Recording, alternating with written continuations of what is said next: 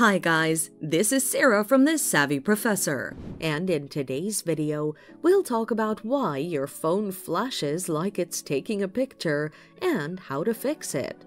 Let's get started. Your phone's screen flashes because it may be damaged.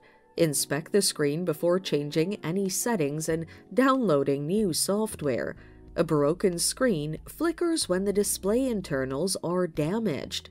If your screen is broken, replace it. Once done, check if the flickering continues.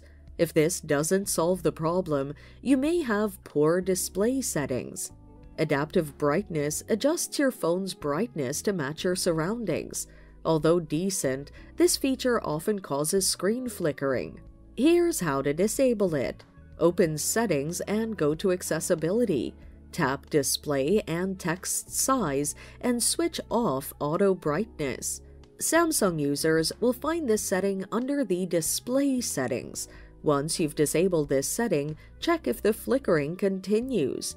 If it does, you may have software glitches. Before updating your apps and OS, check if there are incompatible apps. To do this, boot your phone into safe mode by pressing the power button, then long pressing the power off option.